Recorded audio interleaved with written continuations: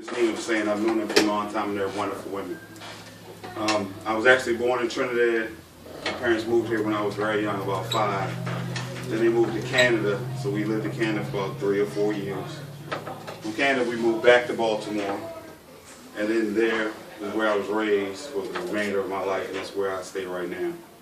We do say Baltimore. We cut it down, but it is Baltimore, Maryland. Anybody ever been to Baltimore? Anybody ever been to Maryland? Anybody ever been outside of Shreveport? Yeah, I've been outside of Shreveport. This is important. This is a part of self-worth. Okay, being outside of your realm, outside of your box, is a part, and seeing other parts of the world is all a part of your self-worth. How many people, raise your hand again, been outside of Shreveport? Where you been? To the country. In the country? What part of the country? You forgot. What part you been?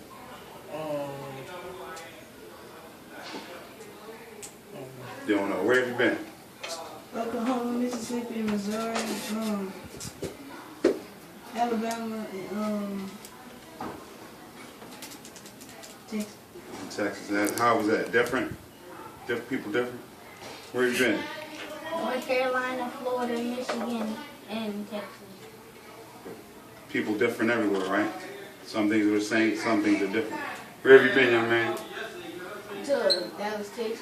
To Dallas, Texas.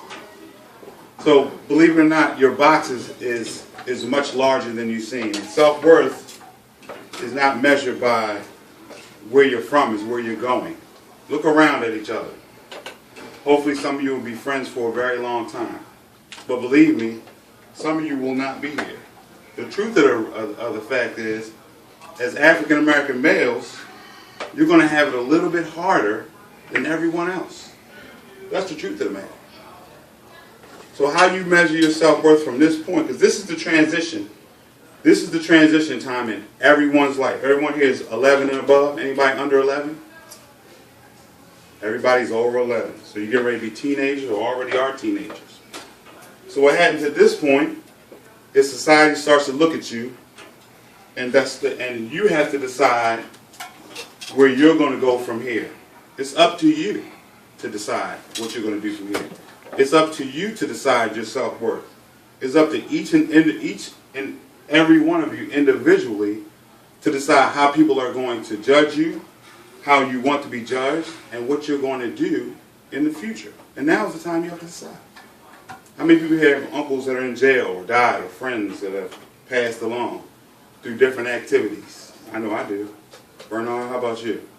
Whole lot. Whole lot of them. And the truth of the matter is, more than likely, one of you in here will end up going down the wrong path. I hope not. I pray not. Right? And some of you might start down that path, and hopefully you don't stay down that path. What I want you to know is your self-worth is more important to me, to Bernard, and what's your name? Brandon. And Brandon, than you could imagine. Let me give you an example. In this room may be the cure for cancer. Anybody here like math, medicine, science? I like math and science. Okay. The cure for cancer, AIDS, a whole lot of diseases could be in this room. The person to solve the energy crisis could be in this room. But we will never know unless you reach your potential. Let me give you my history. I told you I was born in Trinidad. I was raised in Baltimore. I was fortunate enough to be put in private school. My parents put me in private school, so I went to private school. I played every sport. I played soccer, basketball, baseball, ran track, everything. The only thing I didn't play was football. My mother thought that it was dangerous. But I speed skated, everything. It just so happened that soccer was my passion. So after high school, I ended up going into the Marine Corps. Okay, so from private school, I go to the Marine Corps. I spend 4 years in the Marine Corps. I leave the Marine Corps. From the Marine Corps, I go to college. I end up getting a scholarship to play soccer.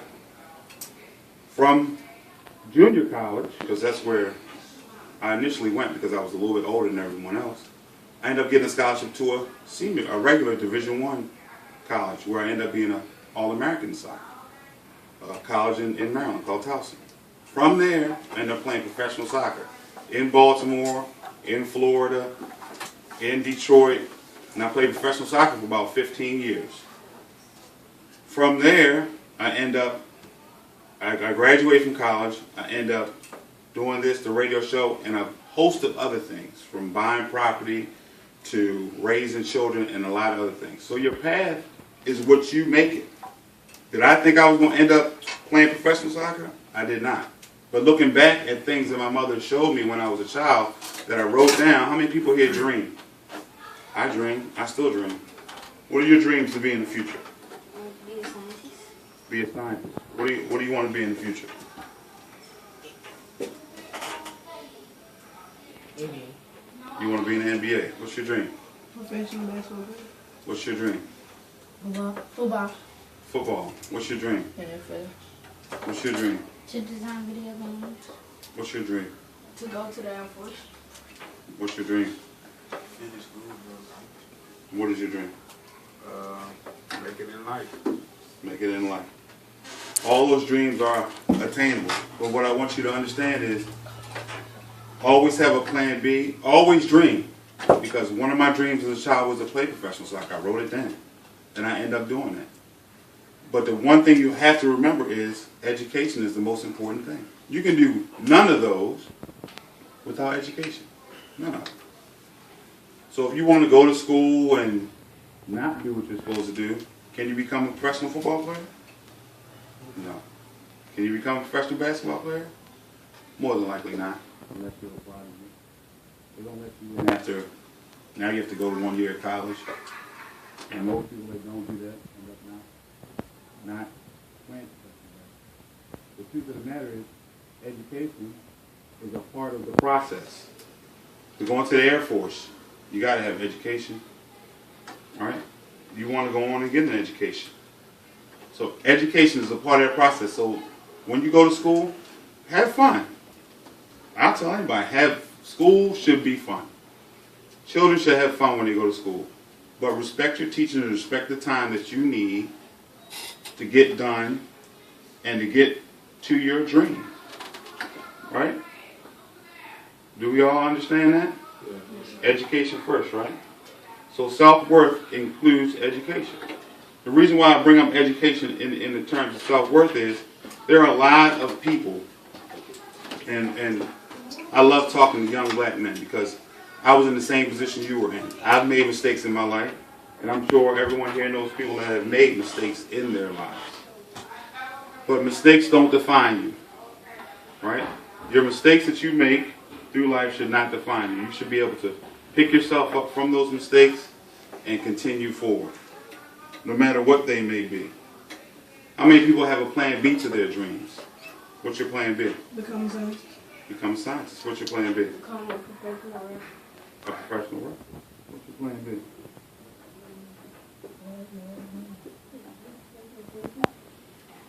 Professional what? Fencing.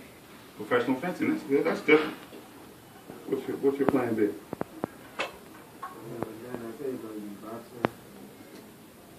See, those are all great plan Bs. It's important. Can someone here define self-worth to me? What do you think your self-worth is? Your full potential. Anybody else got another definition of self-worth?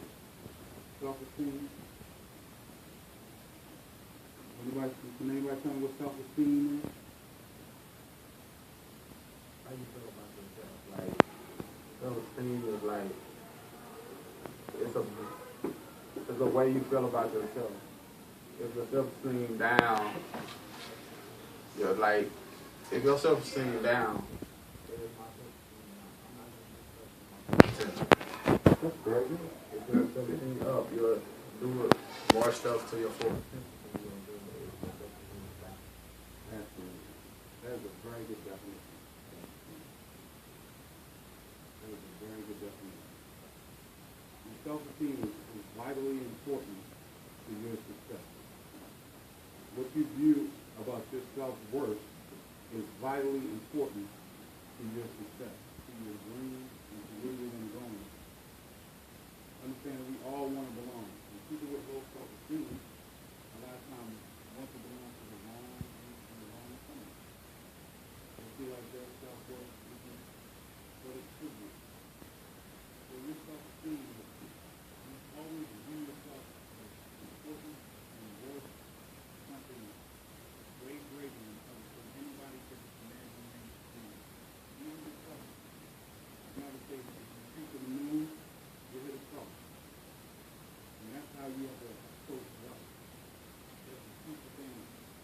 You have to shoot for that A dream. If you shoot for an A dream, the highest possible dream, the NFL, the NBA, being a scientist, then even if you don't achieve that dream, somewhere along the line, you achieve some sort of success.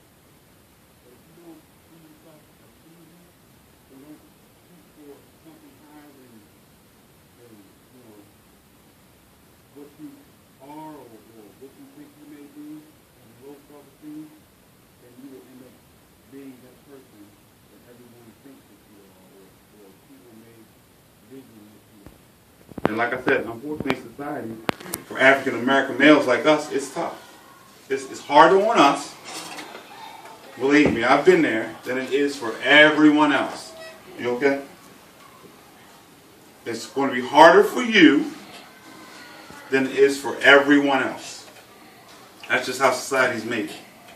So you have to dream and you have to strive. You have to pay attention.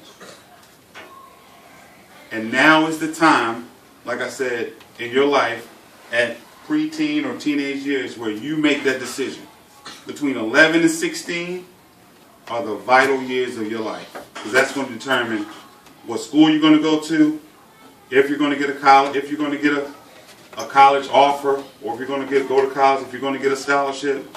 Now's the time. So, you really need to dream. You need to believe in your self-worth. You need to believe that you're worth something and you can achieve something. That it's inside of you. How many people believe that they have something inside to give to the world? How many people believe that they're artistic? How many people want to be rappers? He can rap. You can rap. We all have something to give. It doesn't have to be artistic. It could be scientific. It could be athletic. It could be generosity. It could be a lot of things.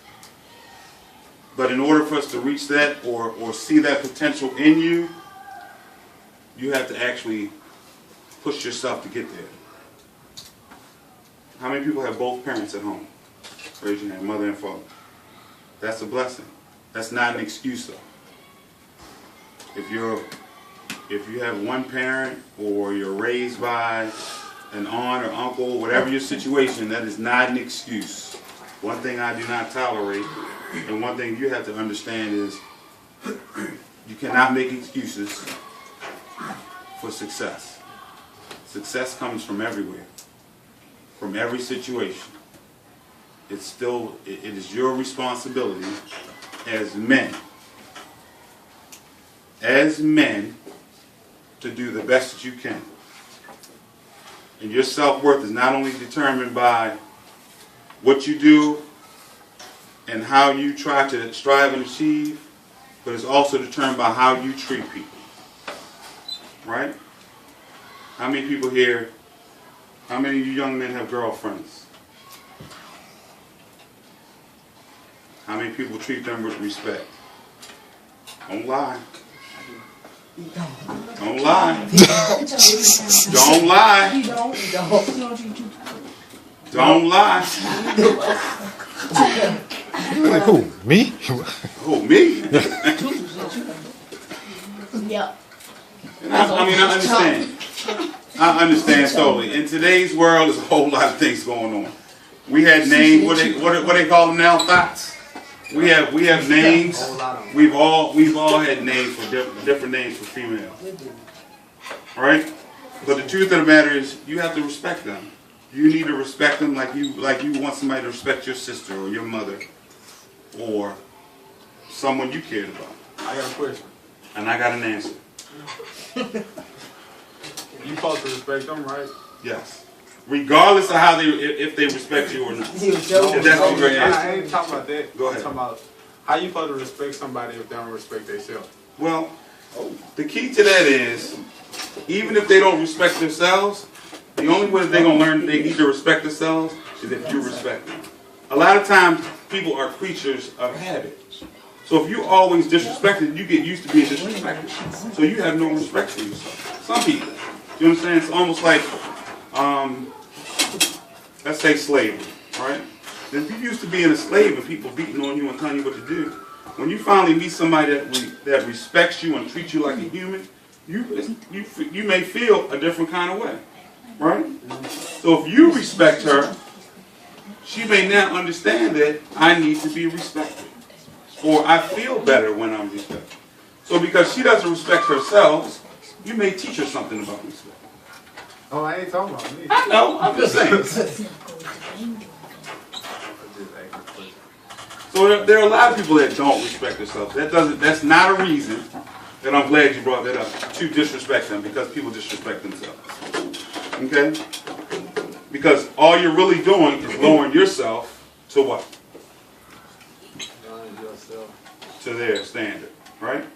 If you respect yourself and someone below you that disrespects themselves, you have to actually come down to where they are in a respect level to deal with them. So if you bring them up, regardless of how they feel about themselves, you may actually show them a better way.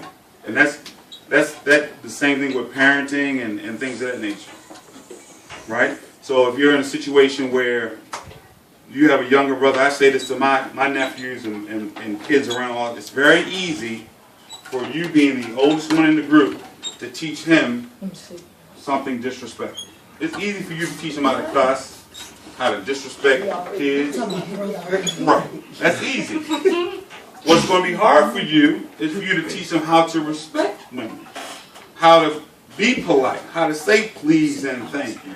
But you're going to have to do it repeatedly, because all day long, he already knows how to disrespect. So that's going to be the hard thing. So my challenge to the older ones in the group is for you to be the example, to show your self-worth by being the example in the group and teaching the younger ones. Not listen. He will. I'm talking about him. No, you. That's your brother. Listening and being an example is two different things. Okay. Okay? Say if you try your hardest, you try, but this person's just not listening. People listen one day or another. Well, you know what? What can you say about your effort?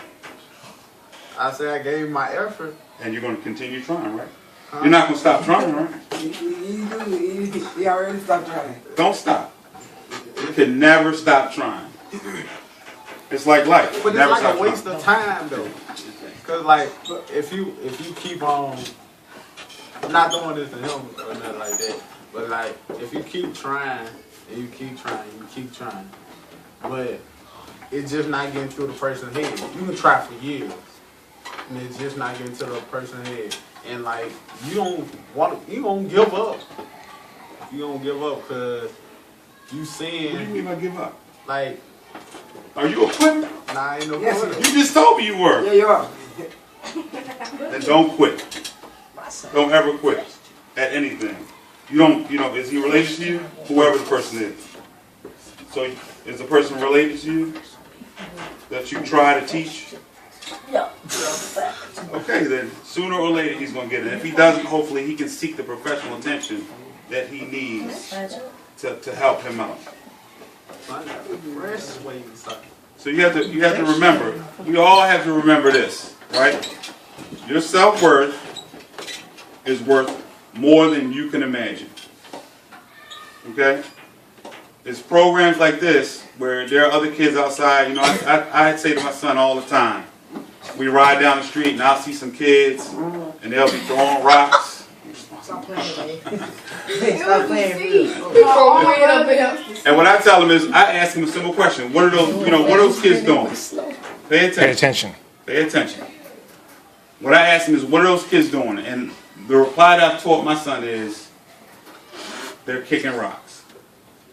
Because when you're outside, you're not doing anything to achieve or anything to get ahead in life, you're doing nothing but wasting time. There are a lot of things that can be replaced. If I get in an accident with my car, can it be replaced? Yes. If you got insurance. Or if I make more money. Right? If you can, as long as you got money, you can replace the car. If I get into if I go to the service and get my leg blown off, can it be replaced? Yeah, A prosthetic. Right? Right? There are a lot of things that can be replaced. The one thing that cannot be replaced, that I've came to understand, there are people that have heart transplants. You replace your kidney or your liver, your knees. If somebody die, they'll take out their body. Yeah. Right. The one thing, If they still good. what's the one thing that cannot be replaced? Your heart. Oh, yeah, your heart can't replace. I do. Your mind. Time. There's nothing to replace time. I don't care how you try to figure it out. What you do, that's the one thing that cannot be replaced. I can't go back in time. I can't add 5 years to my life. So don't waste time. Now is your time. Excuse me, Derrick. What's your name? Josh. What you talking about? What Josh talking about? He talking about some sister. He talking about some. I'm not talking to you. That's the first thing y'all gonna learn in life. Stay out of other people's conversations. You, Josh, what you talking about? Because that man talking. Spy Kids where you can't not replace time. Spy Kids. You talking about? No, you can't. Time out. Hold. Time out. So Can replace time. So let me get this straight. He's talking to you about a life situation, and you talking about a fictional movie. It's not even real. You feel what I'm saying? See, when you think in the imaginative, you happen to live in the imaginative. So if you live in real life, you'll react in real life. You feel what I'm saying? Just like if you was up there talking and trying to get something through to a bunch of people, you would want all of them to listen instead of trying to relate what you're saying to something that's not real. Because when you try to relate something to not real, that's what you try to do. You try to be not real. You feel me? You understand what he's saying? Real life situations require real life solutions. And that's real. Yeah, but like, what you just said about, you know, you can't replace time. Yeah, but like, sometimes when you know you did a lot of wrong stuff, you in a wrong situation right now, and like, if you know you about to at least get hurt or something, or killed or something, then like, you'll have a short vision. You'll be like, in your head, you'll be like, I wish you remember all the bad stuff you did, but you really remember all the good stuff that happened. But then you trying to visualize what can you do with all. If you had more time to change what you did in the past, what would you do? Right. So it's important to visualize both sides of the story, right? What you did bad and what you could have did to change it. And change that in the future. That's the one thing about doing things the wrong way. You can always get something positive out of do something the wrong way.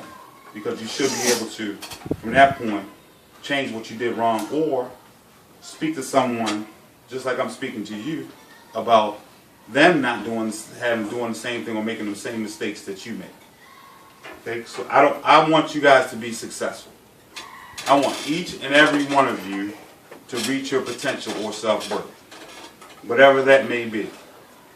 What I don't want you to do is end up in jail, dead, or not doing something, or not being able to live the way you want to live. However that is, I want you to be successful. Okay, because one thing's for sure, we lose too many people that look like us behind jail and death and just not following our dreams or just dropping out of school. We lose too many. And a lot of times it's for simple things like that. Not giving enough attention at the time that you need to give it. There are plenty of times, like I tell my son, there are a lot of times, you have plenty of time to play. Right? Because after this, I'm sure what do you guys do after this? There you go. So that's when you're going to play, talk about Spy Kids, talk about girls, do whatever. But when you're in a situation like the computer room or you're in the classroom, that time is should be used for what it's allotted for, to learn. And that's what I want you guys to understand. This should be a learning session for you. I want you to learn and to achieve. Because I know for sure Ms. Nina is going to help you guys learn and achieve. And the number one thing we all need to understand is, as black men, it's going to be harder for you than everyone else. And I'm going to continue saying that. Because the truth of the matter is, it is hard. You have peer pressure and other elements that are going to push you and pull on you to do things that are not healthy for you, or that you don't want to do, or that you should not be doing. So like I said, look around. As I said in the beginning, as a lot of my friends that I grew up with, close friends, and Mr. Bernard Hill back there can attest to it, very close friends of mine and relatives that are either hooked on drugs, have passed, or are locked up. And I'm talking about very close. I just lost a very close friend of mine earlier this year that was probably one of the nicest guys in the world. What happened to him? He suddenly had a heart attack. Out of the blue. There's Mr. Askin. One of the nicest guys I ever met, ever known. Had 2 very nice sons. Married, working for the federal government. One of the people I would never expect to lose. And I lost him earlier this year to a heart attack. So time, don't waste it. Have fun. Enjoy yourself. You're a child. But when you're in a learning situation, when you're in school, you're in summer now. School's out. But when you go back to school, understand that now is your time. 11 to 16. Now is your time to decide what you're going to do, what you want to do, and how you're going to do it. Okay? Anybody got any questions for me?